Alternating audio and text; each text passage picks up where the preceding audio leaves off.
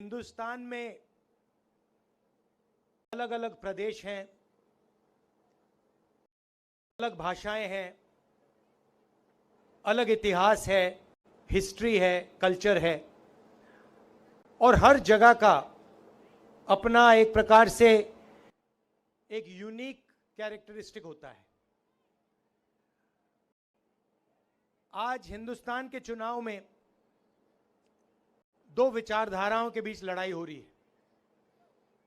एक तरफ कांग्रेस पार्टी जो कहती है कि हर जगह की जो पहचान है, जो कल्चर है, हिस्ट्री है, भाषा है, उसकी रक्षा होनी चाहिए और हर प्रदेश को या हर जगह को उसी जगह के लोग, उनकी तमन्ना, उनके दिल से जगह चला जाए। और बीजेपी कहती है, आरएसएस कहती है नहीं, एक देश, एक भाषा और एक लीडर, यह लड़ाई है। अब आपकी मुसीबत यह है कि यहां पे नरेंद्र मोदी जी ने प्रफुल्ल पटेल जी को राजा जैसे आपके सिर के ऊपर बैठा रखा है। पहले यहां पे इस किले में राजा बैठते होते थे, अब वैसे ही प्रफुल्ल पटेल यहां के एडमिनिस्ट्रेटर नहीं हैं, वो यहां के राजा हैं, राजा, किंग। और राजा को दिल्ली से बैठाया गया है और राजा को कहा गया है कि तुम राजा हो, तुम्हें जो भी करना है तुम कर सकते हो। घर तोड़ने घर तोड़ दो, लोगों को तंग करना है तंग करो, जो भी करना है खुली छूट है, दिल खोल के करो। आप कुछ भी कह लो, देखो ना, आप कुछ भी कह लो, आप उनके घर जाओ और कहो देखिए हमें ये चाहिए, प्रफुल्ल पटेल जी आपको कहेंगे देखो गेट आउट, मेरे घर से बाहर निकलो, तुम्हारी कोई यहां पे लेना देना नहीं है, मैं यहां का राजा हूं, जनता जो भी चाहे कोई फर्क नहीं पड़ता, मैं यहां का राजा हूं, मैं किंग हूं, मैं जो करना चाहता हूं करूंगा। जो यहां पे आपके प्रफुल्ल पटेल जी कर रहे हैं वो दिल्ली में नरेंद्र मोदी कर रहे हैं, वो एक ही सिस्टम है। अब यहां पे फर्क है कि यहां पे उनको बैठा रखा है और उनका जो है प्रफुल्ल पटेल जी हैं, उनका नरेंद्र मोदी जी जितना कंट्रोल नहीं है। नरेंद्र मोदी जी के पास क्या है मैं बताता हूं आपको, CBI, ED, income tax, police, सारे के सारे जो संस्थाएं हैं, हिंदुस्तान की जो संस्थाएं हैं जो कॉन्स्टिट्यूशन से निकली, इलेक्शन कमीशन हो, जुडिशरी हो, ये सारा का सारा कॉन्स्टिट्यूशन से बाहर निकला। सबसे पहले सब लोगों को एक जैसा अधिकार मिलेगा, उसके बाद लोकतंत्र,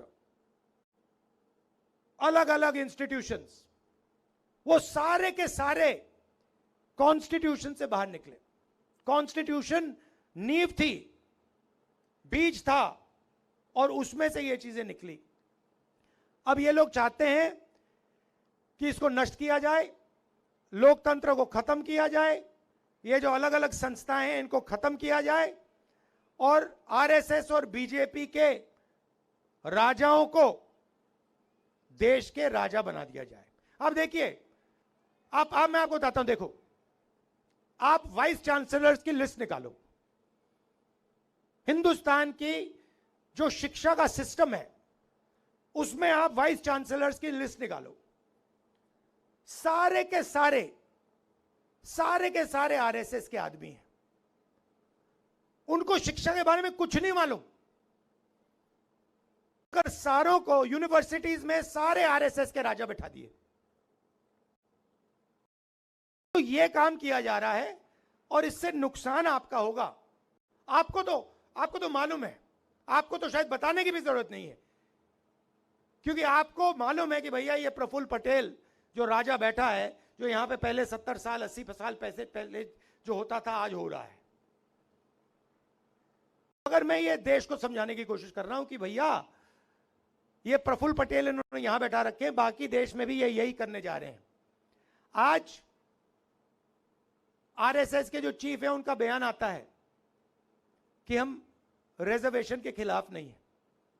अरे इन्होंने ही पहले स्टेटमेंट दिया था कि रिजर्वेशन के खिलाफ हैं। जो भी रिजर्वेशन के खिलाफ है सारे के सारे इनकी पार्टी में जा रहे हैं। जो भी रिजर्वेशन के कॉन्स्टिट्यूशन के खिलाफ है सारों को ये ले रहे हैं। फिर कह रहे हैं कि भैया हम रिजर्वेशन के खिलाफ नहीं है। और इसका लक्ष्य क्या है मैं बता देता हूं। आप कहोगे ये संविधान को क्यों खत्म करना चाहते हैं, लोकतंत्र को क्यों खत्म करना चाहते हैं? क्योंकि ये 20-22 अरबपतियों की मदद करना चाहते हैं। ये चाहते हैं कि जो आपका सुंदर बीच है, जो आपकी इतनी सुंदर लोकेशन है, इस किले पे अदानी जी का नाम लिख दिया जाए। वो चाहते हैं कि इस बीच पे अगर टूरिस्ट आए तो आपको फायदा ना हो, बीच पे साइन हो अदानी बीच, आपके एयरपोर्ट पे अदानी का नाम हो, आपके हाईवेज अदानी बनाए, जो भी यहां बिके वो अदानी और अंबानी बेचें। और आप मुझे बताओ यहां पे कोई एक व्यक्ति है जिसको नोटबंदी से फायदा हुआ है? ना। एक आदमी है यहां पे जिसको जीएसटी से फायदा हुआ? ना। अब देखिए मजे की बात देखिए, आप शर्ट खरीदते हो, ये भैया आपने शर्ट कितने की खरीदी? हाँ आपने कितने की खरीदी है? अरे भाई आपसे पूछ रहा हूं सफेद वाला, हाँ कितने की खरीदी? 200। अब देखो लड़के ने 200 रुपए की शर्ट खरीदी, 18% जीएसटी लगा, इसके जेब से निकला। अगर अदानी अरबपति यही शर्ट खरीदता तो वो भी 18% टैक्स देता। मतलब जितनी टैक्स आप देते हो उतनी अदानी देता है। आमदनी इनकी हजारों में, उनकी हजारों करोड़ रुपए में, टैक्स जितना आप उतना वही। और टैक्स कौन दे रहा है? आप लोग दे रहे हो, किसान दे रहा है, मजदूर दे रहा है, बेरोजगार युवा दे रहा है। और पैसा कहां जा रहा है? उन्हीं 2-3 लोगों के जेब में। आप जानते हो उन्हीं के जेब में आपका पैसा जा रहा है। तो हमने निर्णय लिया कि अगर ये बीजेपी के लोग नरेंद्र मोदी 20-25 अरबपति बना सकते हैं तो कांग्रेस पार्टी करोड़ों लाखपति बना सकती है। तो आप कहोगे भाई ये कैसे हो सकता है? आप कहोगे ये कैसे हो सकता है? मैं बताता हूं आपको, मगर उससे पहले मैं आपको बताता हूं, जैसे ही दिल्ली में हमारी सरकार आएगी तो प्रफुल्ल पटेल को ना हम यहां से आउट करके 2 मिनट में, और जो उसने यहां पूरा का पूरा भ्रष्टाचार किया है ना, जो पूरा भ्रष्टाचार किया है, घर तोड़े हैं, उसका पूरा दादागिरी जो है उसको सीधा टाइट कर देंगे। सबसे पहला वो होगा। उसके बाद हम क्या करेंगे मैं बताऊंगा। आपको खुश करने आया हूं आज मैं यहां, मूड ठीक करने आया हूं। जो मोदी जी ने, अंकल जी ने आपका मूड खराब कर रखा है वो मैं ठीक करने आया हूं। तो सबसे पहले क्या होगा, हिंदुस्तान के सब गरीब परिवारों की लिस्ट बनाई जाएगी, करोड़ों परिवारों की लिस्ट बनेगी, और हर परिवार में से एक महिला का नाम चुना जाएगा। अब आप पूछो क्या होगा, पूछो क्या होगा, मैं बताता हूं। उस महिला के बैंक अकाउंट में साल के 1 लाख रुपए डाल देंगे। हर महीने 8,500 रुपए खटाखट खटाखट 1 तारीख को खटाक खटाक खटाक खटाक। आप जानते हो यहां महिलाएं बैठी हैं, 21वीं सदी में महिला और पुरुष दोनों काम करते हैं, जॉब दोनों करते हैं, मजदूरी दोनों करते हैं, सही करते नहीं करते? ठीक है। अब 8 घंटे दोनों काम करते हैं, दोनों को पैसा मिलता है। 10 घंटा करते हैं, 12 घंटा करते हैं, दोनों को पैसा मिलता है। मिलता नहीं मिलता है? मगर जो महिला घर में काम करती है उसके लिए उसको पैसा क्यों नहीं मिलता? आप 8 घंटा काम करते हो, वो जो बैठी हुई है वो 8 घंटा बाहर करती है, 8 घंटा घर में क्या करती है? 16 घंटा वो काम करती हैं, मगर जो घर में काम करती हैं उसके लिए उनको 1 रुपया नहीं मिलता। इसीलिए हमने निर्णय लिया है कि महिलाओं के बैंक अकाउंट में 1 लाख रुपया जाएगा। वो उससे आपका भी फायदा होगा, ये मत सोचिए कि वो पैसा आपको नहीं मिलेगा, वो मिलेगा, मगर महिला के बैंक अकाउंट में हम 1 लाख रुपए साल का डालेंगे। तो ये हो गई पहला कदम, करोड़ों लाखपति का पहला कदम। अब मैं आपको दूसरा कदम बताता हूं। यहां पे मुझे दिख रहे हैं नरेंद्र मोदी जी ने, अंकल जी ने बहुत सारे लोगों को बेरोजगार किया है। प्रफुल्ल पटेल जी ने बहुत सारी यहां पे नौकरियां खत्म की हैं, मुझे दिख रहा है, ये देखो हां दिख रहा है। अब अंबानी का जो बेटा है वो जॉब मार्केट में घुसने से पहले, अदानी का बेटा, अंबानी का बेटा, टाटा का बेटा, वो भैया अमित शाह का दूसरा लेवल का आदमी है। उसने कभी क्रिकेट खेली नहीं, मगर वो तेंदुलकर जी की जगह पे बैठा हुआ है, बट वो अलग बात है। तो वो अप्रेंटिसशिप करते हैं, 1 साल की अप्रेंटिसशिप होती है, उनकी ट्रेनिंग होती है, सैलरी मिलती है, और फिर उसके बाद 1 साल की टेम्पररी, 6 महीने की टेम्पररी नौकरी करने के बाद उनको परमानेंट नौकरी मिलती है। मगर हमारे जो बेरोजगार युवा हैं उनको यह मौका नहीं मिलता। हाँ, इसीलिए तो मैं आया हूं यहां, अब मिलेगा। अब हमने सीधी सी बात रखी है, हिंदुस्तान का कोई भी ग्रेजुएट हो, डिप्लोमा होल्डर हो, कॉलेज यूनिवर्सिटी जो भी, उसको हम एक अधिकार देने जा रहे हैं। जैसे मनरेगा में रोजगार का अधिकार दिया था, गांव में काम का अधिकार दिया था, अब हम पूरे हिंदुस्तान के ग्रेजुएट्स को अधिकार देने जा रहे हैं। अधिकार का मतलब अगर आपने मांगा उसको पूरा करना पड़ेगा, कानून है। अगर आपने मांग लिया तो सरकार को देना ही पड़ेगा। अब क्या देंगे बता रहा हूं आपको।